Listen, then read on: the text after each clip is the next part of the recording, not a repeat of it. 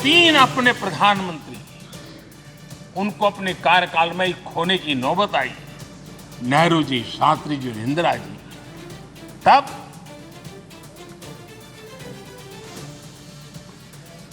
ये सदन अश्रुभीनी आंखों से उन्हें विदाई दे रहा था। आदरणीय अध्यक्ष जी, अनेक चुनौतियों के बावजूद भी हर स्पीकर ने, हर सभापति ने बेहतरीन तरीके से दोनों सदनों को सुचारू रूप से चलाया है और अपने कार्यकाल में उन्होंने जो निर्णय किए वो निर्णय मावलंकर जी से काल से शुरू हुए हो या सुमित्रा जी के कालखंड के हो या बिरला जी के, आज भी उन निर्णयों को रेफरेंस पॉइंट माना जाता है। ये काम हमारे करीब 17 स्पीकर और उसमें 2 हमारी महिला स्पीकर ने भी, और मावलंकर जी से लेकर के सुमित्रा ताई तक और बिरला जी का मार्गदर्शन आज भी हमें मिल रहा है। हर एक ने अपनी अपनी शैली रही है, लेकिन उन्होंने सबको साथ लेकर के नियमों कानूनों के बंधन में इस सदन को हमेशा ऊर्जावान बनाए रखा है। मैं आज उन सभी स्पीकर महोदय को भी आज वंदन करता हूं, अभिनंदन करता हूं। आदरणीय अध्यक्ष जी, ये सही है कि हम जनप्रतिनिधि अपनी अपनी भूमिका निभाते हैं, लेकिन सातत्यपूर्ण तरीके से हमारे बीच जो एक टोली बैठती है उनकी भी कई पीढ़ियां बदल गई है। कभी कागज लेके दौड़ के आते हैं, उनका भी योगदान कम नहीं है।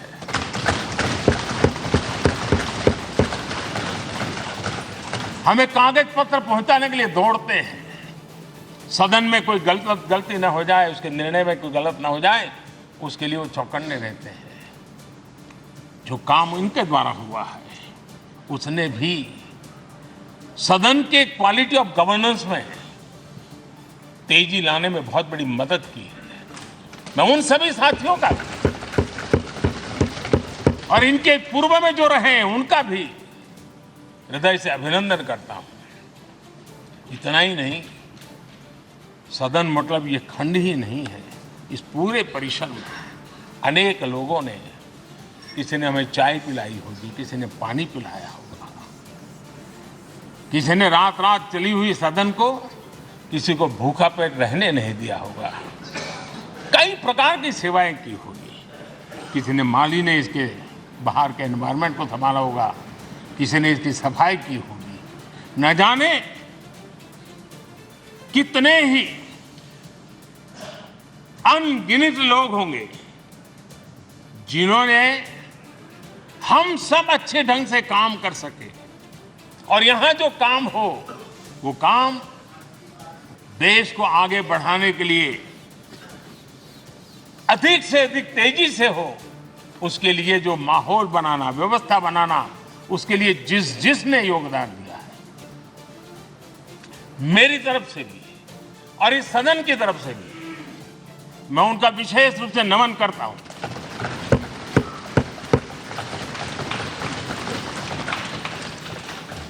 आदरणीय अध्यक्ष जी, लोकतंत्र का एक सदन, आतंकी हमला हुआ, पूरे विश्व में यह आतंकी हमला एक इमारत पर नहीं था। ये मदर ऑफ डेमोक्रेसी एक प्रकार से हमारी जीवात्मा पर यह हमला था। ये देश उस घटना को कभी भूल नहीं सकता है, लेकिन आतंकियों से लड़ते लड़ते सदन को बचाने के लिए और हर सदस्य को बचाने के लिए जिन्होंने अपने सीने पर गोलियां झेली, आज मैं उनको भी नमन करता हूं। हमारे बीच नहीं है, लेकिन उन्होंने बहुत बड़ी रक्षा की है। आदरणीय अध्यक्ष जी, जब आज हम इस सदन को छोड़ रहे हैं, तब मैं उन पत्रकार मित्रों को भी याद करना चाहता हूं जिन्होंने जीवन में, कुछ लोग तो ऐसे हैं जिन्होंने पूरा जीवन अपने कार्यकाल में संसद के काम को ही उन्होंने रिपोर्ट किया है। एक प्रकार से वो जीवंत साक्षी रहे हैं। उन्होंने यहां की पल पल की जानकारी देश तक पहुंचाई, और तब तो ये सारा टेक्नोलॉजी अवेलेबल नहीं थी। तब वही लोग थे जो यहां की बात पहुंचाते थे, और उनका सामर्थ्य था वो अंदर की भी पहुंचाते थे और अंदर की भी पहुंचाते थे।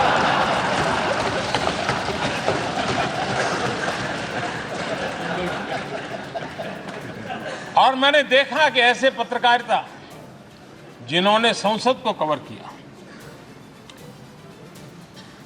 शायद उनके नाम जाने नहीं जाते होंगे, लेकिन इनके काम को कोई भूल नहीं सकता है। और खबरों को लिए नहीं, भारत की इस विकास यात्रा को संसद भवन से समझने के लिए उन्होंने अपनी शक्ति खपा दी थी। आज भी पुराने जो पत्रकार मित्र मिल जाते हैं और जिन्होंने कभी संसद को कवर किया हो, तो ऐसी अननोन चीजें बताते हैं जो उन्होंने अपनी आंखों से देखी होती, कान से सुनी होती है, जो अचरज करने वाली। यानी एक प्रकार से जैसी ताकत यहां की दीवारों की रही है, वैसा ही दर्पण उनकी कलम में रहा है, और उस कलम ने देश के अंदर संसद के प्रति, संसद सदस्यों के प्रति एक अहोभाव का भाव जगाया है। मैं आज कई पत्रकार बंधु होंगे जो रहे नहीं होंगे, लेकिन मेरे लिए जैसा ये सदन छोड़ना भावुक पल है, मैं पक्का मानता हूं इन पत्रकार बंधुओं के लिए भी ये सदन छोड़ना उतना ही भावुक पल होगा, क्योंकि इनका लगाव हमसे भी ज्यादा रहे। कुछ तो पत्रकार ऐसे होंगे जो हम लोगों की टर्म से भी समय उन्होंने काम किया होगा। आज उनके उस महत्वपूर्ण लोकतंत्र की ताकत बनने के लिए, योगदान देने के लिए भी याद करने का अवसर है। आदरणीय अध्यक्ष जी, जब हम सदन के अंदर आते हैं, हमारे यहां नाद ब्रह्म की कल्पना है। हमारे शास्त्रों में माना गया है किसी एक स्थान पर अनेक बार एक ही लय में उच्चारण होता है तो वो तपोस्थली बन जाता है, उसके एक पॉजिटिव वाइब होते हैं। नाद की एक ताकत होती है जो स्थान को सिद्धि स्थान में परिवर्तित कर देती है। मैं मानता हूं ये सदन भी उस 7-7.5 हजार जनप्रतिनिधियों के द्वारा बार बार जो शब्द गूंजे हैं, जो वाणी यहां गूंजी है, उसने इस सदन में हम बैठकर आगे चर्चा करें या ना करें, लेकिन इसकी गूंज इसे तीर्थ क्षेत्र बना देती है।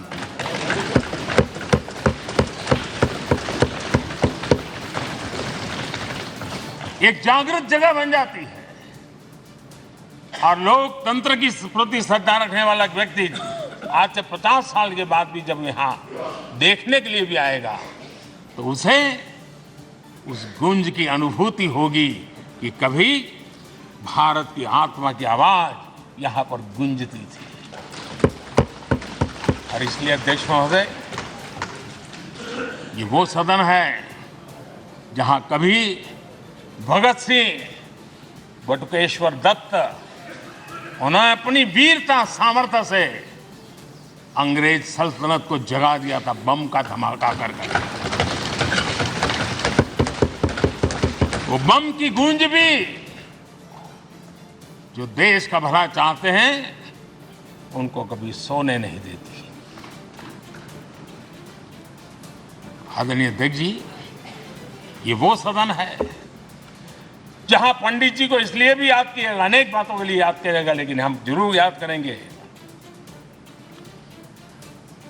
इसी सदन में पंडित नेहरू का at the stroke of midnight की गूंज हम सबको प्रेरित करती रहेगी। और इसी सदन में अटल जी ने कहा था, वो शब्द आज भी गूंज रहे हैं इस सदन में, सरकारें आएगी जाएगी, पार्टियां बनेगी बिगड़ेगी, लेकिन ये देश रहना चाहिए।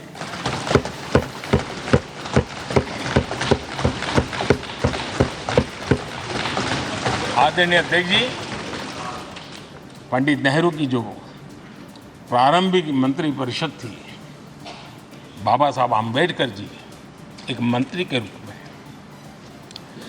दुनिया की बेस्ट प्रैक्टिसेस भारत में लाने पर बहुत जोर दिया करते थे।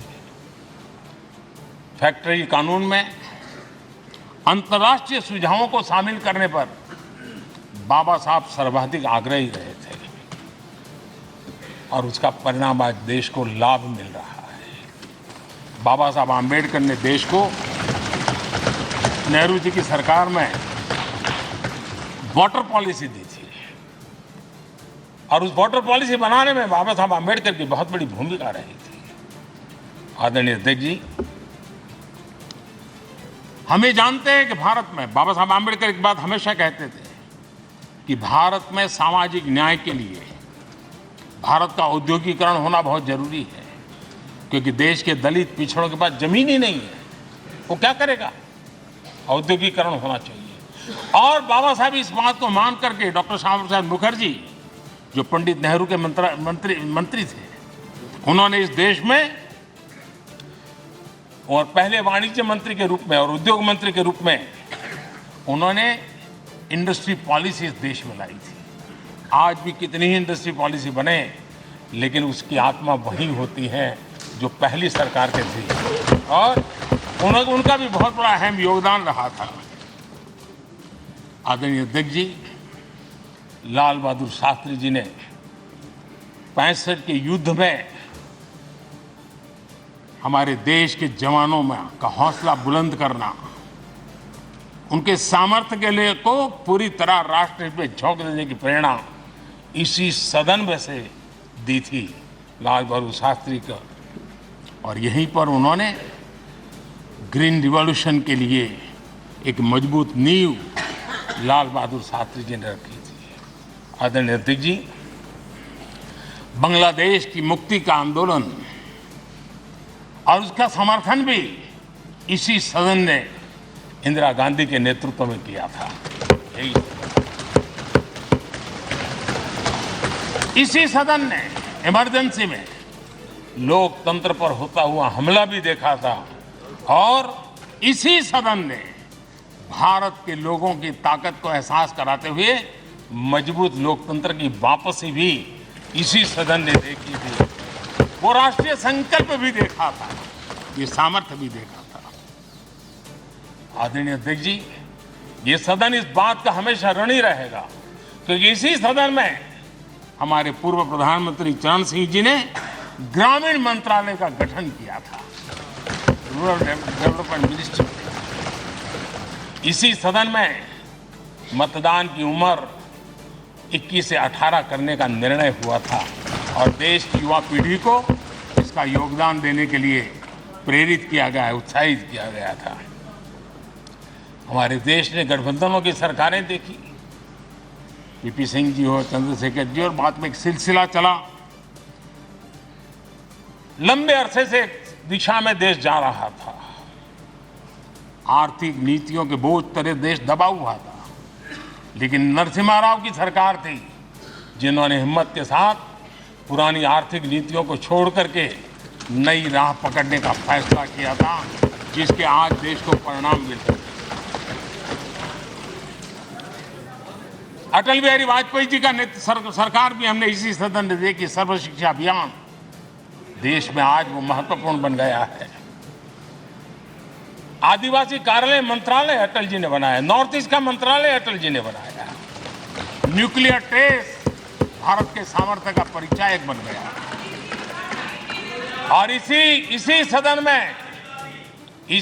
में मनमोहन जी की सरकार कैश फॉर वोट को भी, उस कांड को भी सदन ने देखा है। आदरणीय अध्यक्ष जी, सबका साथ सबका विकास का मंत्र, अनेक ऐतिहासिक निर्णय, दशकों से लंबित विषय, उनका स्थायी समाधान भी इसी सदन में हुआ।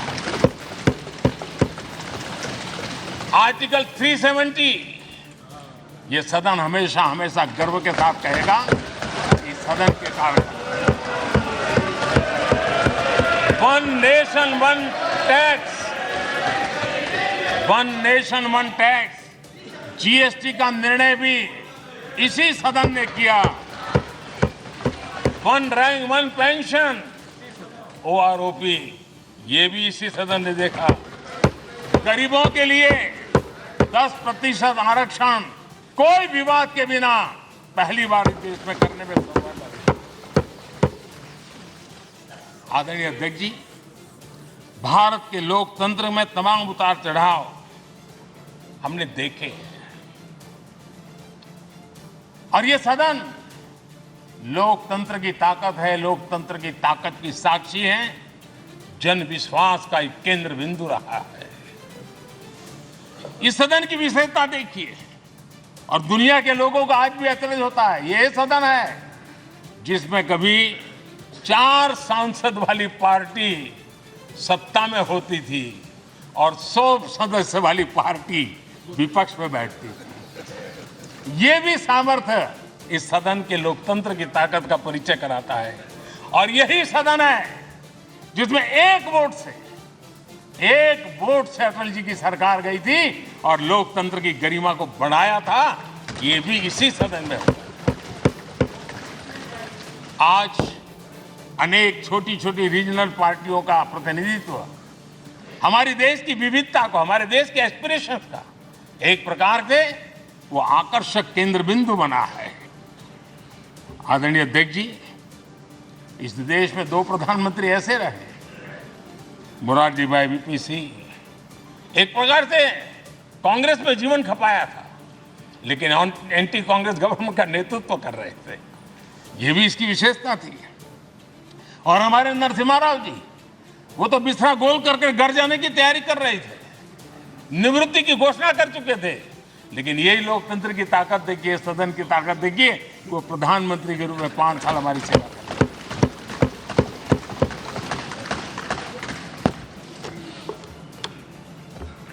आदरणीय अध्यक्ष जी,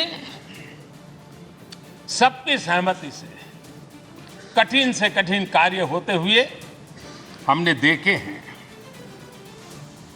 2000 की साल थी, अटल जी की सरकार थी। इसी सदन ने 3 राज्यों का गठन सर्वस्वीकृति से किया और बड़े उमंग उत्साह से किया। जब छत्तीसगढ़ की रचना हुई तो उत्सव छत्तीसगढ़ ने भी मनाया, उत्सव मध्य प्रदेश ने भी मनाया। जब उत्तराखंड की रचना हुई तो उत्सव उत्तराखंड ने भी मनाया, उत्सव उत्तर प्रदेश ने भी मनाया। जब झारखंड की रचना हुई तो उत्सव झारखंड ने भी मनाया, उत्सव बिहार ने भी बताया। ये हमारे सदन का सामर्थ्य, सब सहमति का वातावरण बना करके। लेकिन कुछ कड़वी यादें वो भी हैं कि तेलंगाना के हक को दबोचने के लिए भारी प्रयास हुए, खून की नदियां भी बही, और बनने के बाद न तेलंगाना उत्सव मना पाया, न आंध्र उत्सव मना पाया। एक कटुता के बीज बो दिए गए। अच्छा होता उसी उमंग और उत्साह के साथ हम तेलंगाना का निर्माण करते तो एक नई ऊंचाई पर आज तेलंगाना पहुंच चुका होता। आदरणीय अध्यक्ष जी, संविधान सभा ने, आदरणीय अध्यक्ष जी, इस सदन की परंपरा रही है। संविधान सभा ने उस समय अपना दैनिक भत्ता 45 रुपये से कम करके 40 कर दिया था। उनको लगा हमें इसको कम करना चाहिए। आदरणीय अध्यक्ष जी, यही सदन है कैंटीन में मिलने वाली सब्सिडी, जो बहुत कम पैसे में खाना मिलता था, इसी सदस्यों ने उस सब्सिडी को भी खत्म कर दिया और पूरा पैसा देकर के अब कैंटीन में खाते हैं। आदरणीय अध्यक्ष जी, कोरोना काल में जब जरूरत पड़ी तो यही सांसद जिन्होंने एमपी लेड फंड को छोड़ दिया और देश को इस संकट की घड़ी में मदद करने के लिए आगे आए। इतना ही नहीं, कोरोना काल में इसी सदन के सांसदों ने अपने तनख्वाह में 30% कटौती की और उन्होंने देश के सामने आए हुए संकट में अपनी बहुत बड़ी जिम्मेवारी निभाई। आदरणीय अध्यक्ष जी, हम गर्व से कह सकते हैं, ये सदन में बैठे हुए लोग भी कह सकते हैं, हमारे पूर्वज जो सदन में बैठे थे वो भी कह सकते हैं कि हम ही लोग हैं जिन्होंने हम पर डिसिप्लिन लाने के लिए हमारे यहाँ जनप्रतिनिधित्व कानून में समय समय पर कठोरता बरती। नियम हमने ही लादे, हमने ही तय किया कि नहीं, जनप्रतिनिधि के जीवन में ये नहीं हो सकता। मैं मानता हूं ये जीवंत लोकतंत्र का बहुत बड़ा उदाहरण है और ये सदन ने दिया है, यही माननीय सांसदों ने दिया है और हमारी पुरानी पीढ़ी के सांसदों ने दिया है। और मैं मानता हूं कि कभी कभी उन चीजों को भी याद करना चाहिए। आदरणीय अध्यक्ष जी, हम जो वर्तमान सांसद हैं उनके लिए तो ये विशेष सौभाग्य का अवसर है। सौभाग्य का अवसर इसलिए है कि हमें इतिहास और भविष्य दोनों की कड़ी बनने का अवसर मिला है।